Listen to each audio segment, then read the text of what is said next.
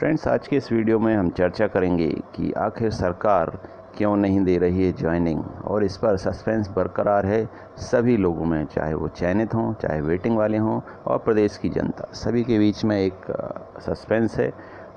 और आज last verification हो सकता है, शायद आज 16 तारीख है, वेरिफिकेशन होना है अंतिम बार, और उम्मीद यही की जा रही चाहिए कि ये आखिरी वेरिफिकेशन हो।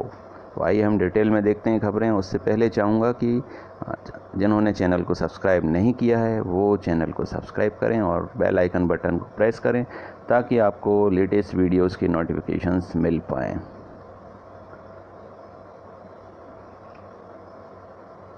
आइए डिटेल में देखते हैं। सीएम ने कहा है कि ओबीसी को 27% आरक्षण दिलाने सुप्रीम कोर्ट तक जाएगी सरकार।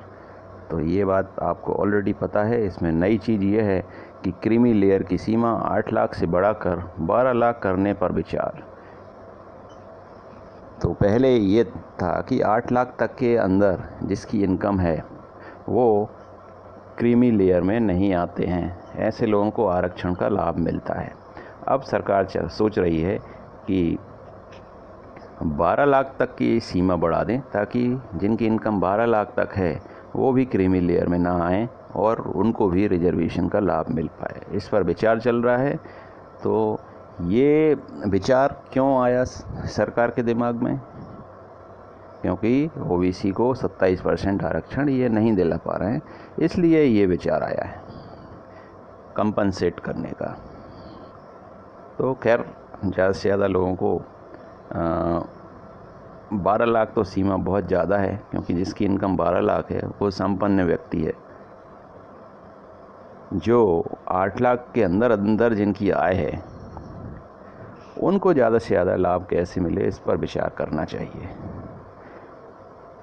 फिर एलाइड वालों के लिए खबर है कि 12 अगस्त को उनके केस की सुनवाई होना है, और देखते हैं उस दिन इनका फैसला आता है या नहीं आता है।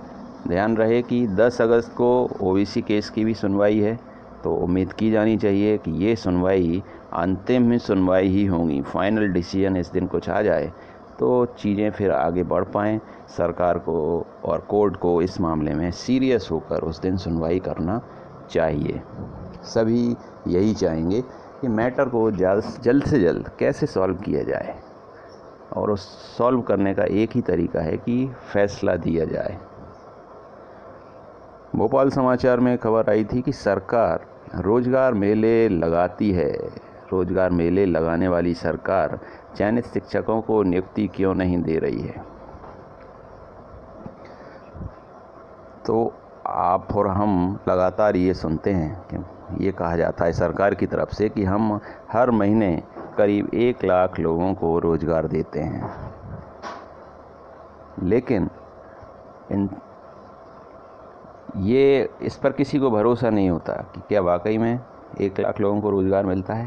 भाई, मैंने तो नहीं देखा किसी को रोज़गार मिल रहा है पिछले 2 साल से।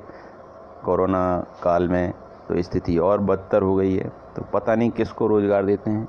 इनके पास जब 30,000 चयनित शिक्षक हैं जो ऑलरेडी अपनी योग्यता साबित कर चुके हैं, पेमेंट इनको देना है, ज्वाइनिंग इनको देना है, तो आप इन 30,000 को तो दे नहीं रहे हैं। आप रोज़गार मेले लगाने की सोचते हैं जिनमें आप प्राइवेट कंपनीज़ को बुलाते हैं, और प्राइवेट कंपनीज़ इंटरव्यू अरेंज करती हैं, और पता नहीं वो कौन सी प्राइवेट कंपनीज़ होती हैं। वो कंपनीज़ होती हैं जिनमें लोग काम करना नहीं चाहते हैं। ज़्यादातर कंपनीज़ होती हैं इंश्योरेंस वाली। इंश्योरेंस में कौन काम करता है?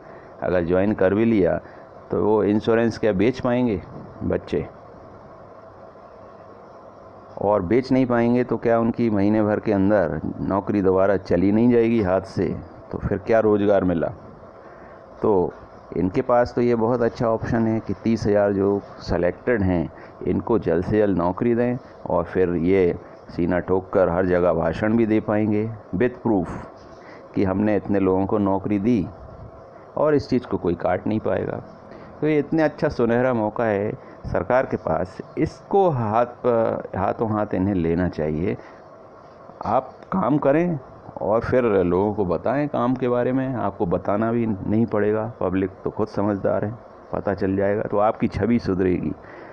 आप झूठा भ्रमित बातें करेंगे कि 1 लाख लोगों को रोज़गार दे रहे हैं, तो इसमें आपकी तारीफ़ नहीं हो रही, इनडायरेक्टली जनता आपका मजाक ही उड़ाती है। ये सरकार को विचार करना चाहिए। तो इस खबर में यही बताया है कि 2018 में शिक्षक भर्ती निकली थी, फिर सरकार बनी कमलनाथ सरकार की, और कैसी परीक्षा हुई, और अब स्थिति यह है कि वेरिफिकेशन हो गया है, लेकिन फिर भी ज्वाइनिंग कब मिलेगी इसके बारे में कुछ क्लियर कट आदेश या कोई शेड्यूल शिक्षा विभाग की तरफ से अभी तक नहीं मिला है। कोई यहाँ तक कि कोई बयान भी नहीं दिया है कि ज्वाइनिंग कब देंगे। पहले जुलाई में ज्वाइनिंग दी जा रही थी उनके हिसाब से, अब अगस्त में ज्वाइनिंग दी जा रही है। अभी कुछ दिन पहले आंदोलन हुआ तो ये बताया कि जब तक ओबीसी केस का फैसला नहीं आएगा तब तक ज्वाइनिंग नहीं दी जाएगी।